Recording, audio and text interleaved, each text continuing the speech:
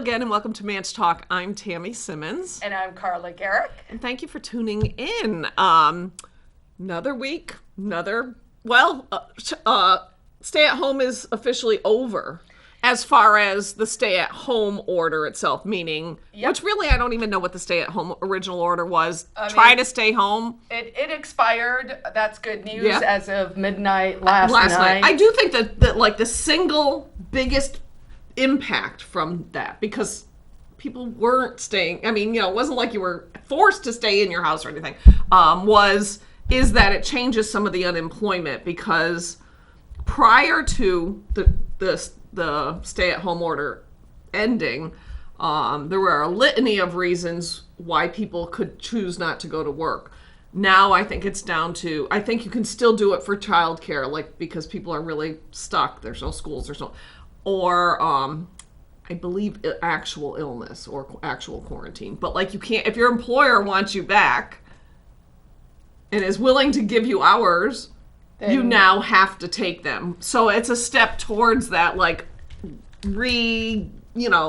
getting back to what was the normal of our lives. Recalibrating. I know because I'm organizing Porcupine Freedom Festival, which will be up in Lancaster next week. And, it's been hard just sort of working with the hotels, working with people, trying to figure out how you can bring people in, not bring people in, all of that stuff. But I'm pretty excited. It is nice to see things. I would tell you. So, oddly enough, I have no problem eating in a restaurant. I don't know, maybe I'm just like, I don't know. Like, there's restaurants that have reopened with indoor seating, and I mean, in the summer, I don't spend a lot of time eating indoors anyways, but I'm not super skeptical of eating indoors. But I have heard that... Because haven't we been eating indoors for months and months in our own homes and kitchens? I am kind of surprised how I've heard from, people who I'm good friends with that just kind of catch me off guard, because they're like, I'm not really ready to be eating in a restaurant, though. And I was like, oh, I try to take in, like, everybody's concerns and more, And that is how, if we actually still lived in a free society, it would work, right? Different people have different risk profiles. I certainly know, I've been reaching out to people specifically on the Right to Know panel, right? We had all those great Right to Know cases that came out that we talked about a couple of weeks ago. And so I've been reaching out to some of the lawyers who were involved, the ACLU, Gilles, I've worked with him on a lot of stuff. And so having to sort of communicate that idea of, hey, some people will be wearing masks, some won't, But of course, whatever you want to do for you, go ahead and do it. Well, and most certainly, now that, I say this to everybody. The data just so radically changed from the middle of March. The middle of March, 1 in 10 people were dying. We were all dying. Well, that wasn't the data. No, but that was the claim. Right. Well, that was what the projection was by somebody. The projection was at least 30 times. Higher than the worst case. I agree. Yes. So now, what is interesting to me, literally peculiar interesting, is to watch people and how people process or don't process new information, and how you, a lot of people with wearing masks. And I used to wear a mask. I was wearing a mask because I was like, I don't want to be dead. And I also didn't want to spread it if I had it. But then now the more I've read things and I see the rate of the spread, there are people, and they're literally just doing it. And they say, but I just feel safer. And I'm like, but that's not a good attitude. That's not good. You know what? That's fine. If you feel safer wearing a mask, then go ahead and do your masquerade. Those of us who do not subscribe to that. Don't give me the evil eye. Just mind your own business. Do what you need to do, but you can't actually tell other people what they need to do to make you safe. The good thing, make you feel safe. One of the good things that came out between last week's show and this week is the Parks Department, which Victoria Sullivan had been working with Mark Gomez I think that's his name, over at the Parks Department. They did reopen the playgrounds and the courts, and he did say they're going to work at opening the splash pad. The dilemma is that they passed the city budget last week with no funding for the pools or splash pad for the next year. So I don't know how they're going to do that. Because of all the things that they needed to cut money on. I think we've talked about this before on the show, right? Where there's this sort of It's actually, I mean, it's sort of cruel and slightly manipulative, right? So anytime that there is an approach from taxpayers to say, hey, can we cut this or help us out here, they always or cut whatever. The painful things. They'll cut the lights on the bridges. They'll make the sidewalks or dangerous. They'll say no splash pads, right. And it's like, really, out of all of the stuff we could have done, could we maybe have thrown a bone to, Manchester's taxpayers and the little kids who want to have a fun summer after having a really tough miserable spring. Right. On the restaurant thing, I was like, I went off on a tangent somewhere there. So last night, Dan and I had to go up to the Hooks at Home Depot, and we were going to stop and get ice cream at the Pizza Man, which is just north of there. And we ended up, I got to give them credit. This was one of the most creative adaptations. We ended up eating dinner. You pull in, and they had reservations, or if there was room, they had their parking lot broken up into however many letters are in the word anchovy, because it's a pizza place. That many segments. You parked your car in a parking spot, and there was a picnic table with an umbrella in that space. Oh, wow. So there was like, okay, you're at H. Right. And it was like, well, that's actually real. And they had a bucket for all your trash with a liner in it, and they had a bucket for your dishes, like off on the ground, and they asked you to like put your stuff in there so that the server wasn't even handling your stuff. Right, but it's also because the ridiculous guidelines that they came up with. I mean, there's a 4-page thing just on the like how to wash your hands, So I understand why people are doing that. We went to Frankfurt's over on here on the west side, or over there on the west side, and it was funny. We were also sitting out in the parking lot, and then Sunday night we actually did like a fancy date night out at Bedford Village Inn. And the owners there, of course, had written this impassioned plea to the governor, being like, guys, if you don't let us open up, we are all going to go out of business. So, of course, with everything, there's this balancing act. But if you're working on data that was flawed from the start, there's no accountability. The data came from unelected officials that then, kind of went down the pike. And then we ended up in this situation here in New Hampshire where bad decisions, frankly, were made. So it's good to see that we're sort of easing out of that. And, even though the numbers are going up, we still know that but they're going up like minuscule. The testing is going up, so of course the numbers are going to go up. And I was reading, and I'm not going to remember the exact numbers. You can look it up in the Union Leader yourself. Yesterday's numbers, the article from yesterday, so maybe that was the day before. We've had 300. It was like 95% of the deaths in New Hampshire were from healthcare facilities, if I'm not mistaken. Something like 63% of them were people over 80, which is higher than the life expectancy in New Hampshire. Right. A large number, or maybe it was 95% of the people were 60 and older. The numbers were not alarming. The numbers do not. They don't equate with what we're doing. With the response, yes, So I'm going to stick with my. This is an economic. This is mess. Economic. It's a government manufactured economic crisis, and I think it's important for people to remember that because everyone's going to frame it as the pandemic, but it's not the pandemic. It isn't because the hospitals were overrun. It wasn't not because here, anyways. But I mean, there are some parts of our country where they did have.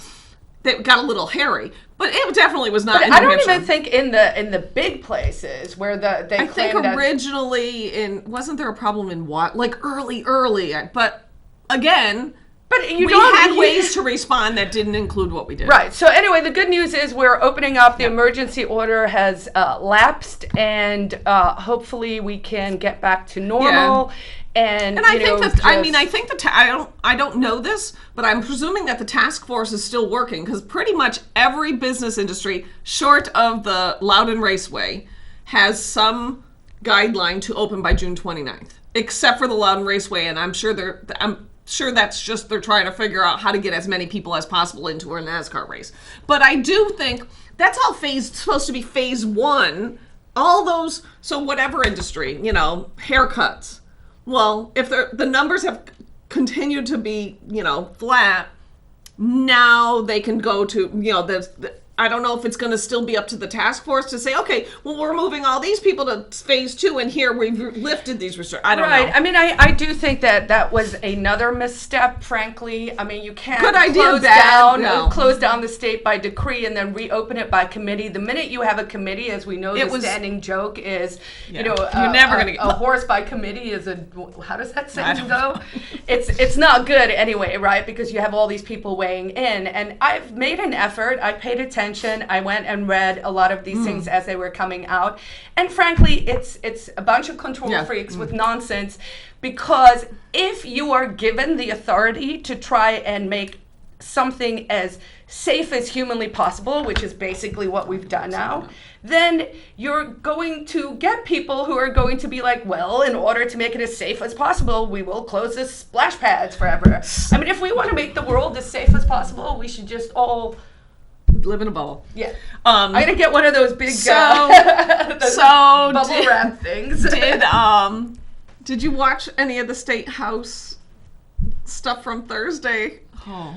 I mean, I saw the photo so they had for the viewers back home. So they met at Whittemore Center out on UNH, and so it was the ice rink floor. They had the chairs 6 feet apart in a grid.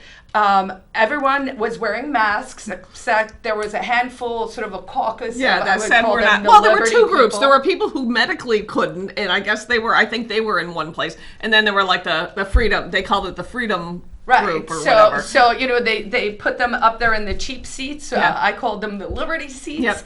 And those folks sat over there, but the irony was that lunchtime came, and everyone took off their masks, and they weren't allowed to go outside. Right. This is the way the day transpired from the bits I've got from it.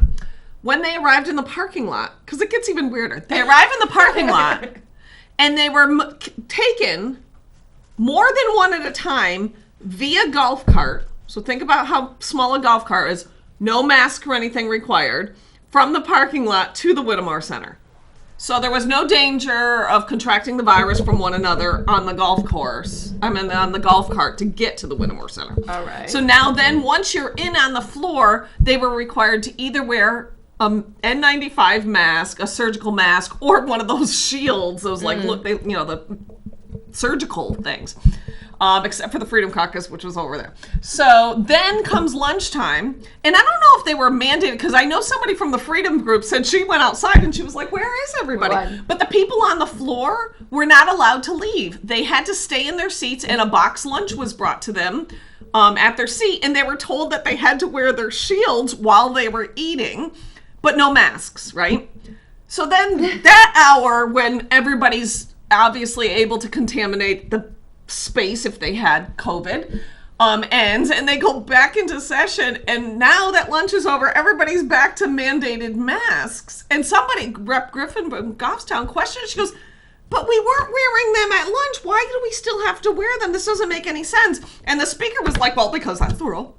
And afterwards that night, in Depth, New Hampshire, the skewed articles kill me. So they make it sound like, oh, the Republicans were just jerks because the Democrats failed to work with Republicans. That's really what it comes down to. They failed. Part of being in leadership when you're in an elected body is making sure you're working with the opposite party so that you're garnering a middle ground support. That's how working together works. So you're talking about the 2/3 majority. Yes. So in order to suspend any rules, you were going to need 2/3 majority. Well, that's a mathematical thing, so you might want to make sure you're including members. The Democratic leadership should have made sure they included members of the Republican Party so that they could get to the 2/3 and do something reasonable. But they failed to do that completely, so the Republicans voted no, and they basically could not get a positive vote on anything because you required a 2/3 majority. I mean, so here's a question, and maybe this is something people can start to noodle a little bit, right? Because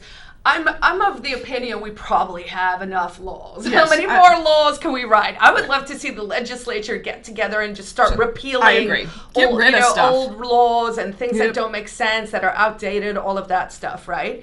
But here's the question. So I don't think, other than I did see they're adding all these like 19 pages of amendments to Senate that'll bills. all So fail. there's a lot of like the bad Senate things that are going to come right. out of the Senate, Right. I think. But the question is, if genuinely they didn't pass any laws, and nothing materially happened, no bad things came of it, no whatever, then the question is, why are we writing all these laws? Why don't we actually go back to limited, restricted government that works for the people, as opposed to, this other thing we now have? It's crazy. And, obviously these articles come out they were so skewed that like we're trying to make the Republicans look like the bad guy of the day, where the Republicans, just work with us. The only thing that passed, which I give Representative Prout credit for, he was a bill that had already... See, the problem is some of the rules suspension that they wanted was to put in legislation that wouldn't get a public hearing, wouldn't go through the normal process at all, one of which was the constitutional amendment. Right. Okay, so you want to have a constitutional amendment with no input ahead of time. That's a good plan. Well, someone wants it, right. And then you should follow that. So the only thing that did pass, because it had pretty much been vetted in its past. Well, because they've done it in prior years. Was they allowed? If you don't know what a growler is like a jug with a lid that you can go get beer put in. Up until this whole pandemic thing, the only beer that could be dispensed in a, say, Budweiser growler was Budweiser, and the reason for that was those protectionism. Right, those breweries, didn't want their name on a bottle that's got somebody else's beer in it. Okay, whatever. But during the pandemic, the problem that lied... During the government-manufactured economic crisis... is all these restaurants with these kegs of beer... couldn't do anything because if you had, like Keith Murphy's Tap Room has, endless kegs, but they couldn't pour beer in a round growler. So all this the only piece of legislation that passed last Thursday was allowing different beer to go in different growlers. So that was hardly like a radical, that had been vetted before. See, I didn't actually understand that. I thought it was just actually liberalizing it to say, you actually are allowed to put beer in a container and take it somewhere. Restaurants already could, but I don't know. Maybe not. Maybe I'm wrong. So I actually ended up going up on Wednesday, I think. To file. Yep. You filed too, yes, right? I did. So I went up, cold. Someone came down. She had a mask on. She notarized it. I paid her. And then we actually had all the future senators. Which was nice because there's so many women running. Yeah, that was kind of cool. We had, I think, 6 or 8. I think it was. It was at least 6. I don't really remember. Group, and we got a cute little group photo. People can see at Carla for NH Senate or Carla for New Hampshire on Facebook. I put the photo up. So that was sort of neat. They came, they signed. Yeah. Secretary of State Bill Gardner came down. I actually have a photo of in 2018, where I'm shaking his hand, and then in 2020 where we're kind of elbow bumping, So, we live in strange times, but, I think there's a real opportunity here, too. I think it does make you take different notice, I think. But I also feel like, as I say, I think we're over-regulated, right? Mm-hmm. So there have been these sort of creative changes that have been done, more outdoor seating, more, being able to pour beer in a different container. Yeah. Like just things where, when I say we're over-regulated, I mean there are just so many rules that everyone is just breaking the law all the time, even if they don't mean to, because we have too many laws. Right. And so I'm hoping what we can do is take this as an opportunity. Let's find those silver linings, and let's be like, anything that we deregulated in order to deal with this should be deregulated, period, because clearly we don't I do think that you're going to see that. Like, I'm looking at all this outdoor seating, and I'm like, so... If it was okay, there's always this bizarre thing that, normally we over-regulate outdoor seating. And we say, you can only do this, and you can't have alcohol, and because, bad things will happen. But now, because we had to loosen things up, but what's funny? Nobody's been run over at the table while they're dining on the sidewalk. Because guess what? That's not generally what's going to ever happen. But here's the other thing, Tammy, and this is really something I genuinely wish people would understand. So if you're writing laws, and you write every law for the worst case scenario, right? Like, this is the worst possible thing that could happen in this scenario. You're creating an awful world for all of us to live in, because the worst case scenario is an outlier. Yes. So we don't need to be like, I mean, it's like every time I go and testify in a bill at the State House, and the first question, inevitably, is, but what about the child molester? And you're like, something. And then I'm like, yes, that is probably like a real outlying risk, maybe a 1 in 30 million situation or whatever the number is. What about the asteroid? But exactly. But what if an asteroid hits? What about the murder hornets? What if you're sitting at an outdoor dining table and the asteroid hits? How are you going to be protected? So my point is just, and then the other bad thing that happens when we approach life like that, instead of approaching life like life's good, generally speaking, people are good. We should and we should function in that sort of societal space instead of like pretending that everyone except the one person writing the law is a jerk and an evil person. Like, let's stop with that. Is what happens is the more laws we write, then all you're doing is you're creating this opportunity where people start to think, well, if it's not illegal, it must be moral. And that they're not the same thing. They're not always the same thing at all. I watched this documentary. There's things that I believe I shouldn't do as a person, but I don't need a law to tell me that. But I watched this documentary, and it was about, I think it was Bear Stearns, the one that went bankrupt in the 2008 economic crisis, also government manufactured. But the Fed's buying corporate bonds. What the heck's up with that? And I mean, we're seeing economically, all the homelessness and all the struggles, the opioid crisis, all these things that also strangely magically went away during. Although they did say now the opioid problems are bubbling back up. Now of course they're like, oh, we've got to spare you in a new way. And I don't even think that they're not problems. I think they exist, but I think we magnify them into these. The magnification is the manipulation, which is necessary for people to go, gee, I guess I need to like care about what the government's up to. It's, people, it's become so shrill. It's so loud. It's look at me in national politics, even in local politics. It's become quite nasty. There like is. The name calling and the mudslinging. How about just no name calling? That's one of I try, and I'm sure I call people names sometimes, and they probably really, really deserve it. But I mean, I just generally don't call individual people, but like, I just don't. I don't know. I guess I don't know. Maybe I'm just. I mean, I think there are better ways. I think this is the marketplace of ideas, and people should bring their ideas and their dynamism and their like energy, and they should go, well, I think I have solutions, and I will tell everyone. A lot of the things that you and I talk about are things that I have consistently been saying for decades.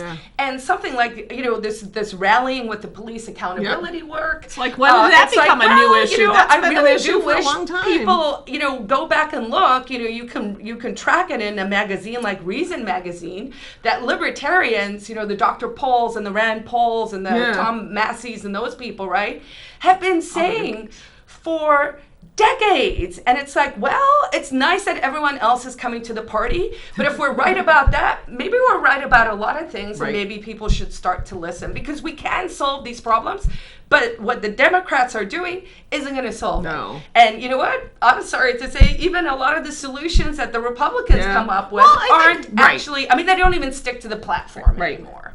I thought we would talk about who filed for office, but we're not going to have time for that. Maybe I'll do that next week. Maybe I'll do a little bit more. I was like jotting down notes about Tammy filed and I filed. Yep. So we do have Dan did file on Friday. We have on the Republican side of the ticket, we have a bunch of primaries in the county race, and I know there's 2 primaries in the Senate races. I have a primary. Jack Kenny's primarying Carla. That's kind of funny. Not really funny, but I mean, I'm sort of. It's like whatever. It doesn't really change anything. And then there's another one in Senate 18. But But on our state rep side on the Republicans, we don't have any primaries, which that's not true. Ward 12 has one. But I'm glad to see that. And we did fill almost all the seats. The holes are in exactly the same spots that they always are. The Democrats, on the other hand, have 1, 2, 3, 4, 5, 6. They have 7 primaries in state rep seats. Interesting. And then they've got a primary because somebody wants to take on Jerome Duval, who I actually don't dislike, Mark McKenzie, who's the union hack, and I don't know, this third person are all vying to take on Ted Gatzis for executive council. Have fun with that. Oh, wow. So before we run out of time, we wanted to say we got some fan mail. So, Mr. Dobzhansky, with a beautiful little sun. Thank you for taking the time to write us a nice note and tell us that you enjoy watching our show and are glad to see us that we're back in the studio. So that I think makes 4 people that we know like our show. One is Dan, so I don't know if that really counts as a vote for liking our show. But if you do like our show, or if you have any ideas, or there's something that you don't understand about the way the city runs or the state runs, or who to contact when you have a problem, anything, feel free to email us at ManchTalk@gmail.com. You can follow us on our Facebook page. We upload the show to YouTube every week, so you can find our YouTube channel and watch old shows if you missed them. And then we share those over to our Facebook page. This week we were a week late, but don't shoot me. That's what happens when gardening happening. And I, of course, also share everything. We share them on my personal blog, where people can find my positions. We have a lot of, we try to dispense out there. But, now that the filing period's over, it's time for everybody, all the viewers, to start paying attention to who's running in their district. And if those people really do. Do you know what the primary date is? It's the 9th? I don't know. It's the second. It's the first Tuesday after the first Monday or something like that. I was just because I booked my sister's 50th birthday, but that's after mid so you'll be fine. I think I'll be okay. Meanwhile, it's going to be up hot again later this week. Today's the last day in the 80s, and then I think it's going to be in the 90s for this week. So get out there. Dan and I have been making a concerted effort. Every Friday night we go kayaking someplace, I think. Oh, I want to do that again with you this year. Definitely. Definitely. So get out there. The trails are busy. Moms and dads who are hanging out with their kids, continue to do it. Get them out there. Go use the playgrounds. Let's create that healthy, balanced life so that we don't need all this other intervention. That's right. That's all we got. We'll see you next week. Take care. Bye.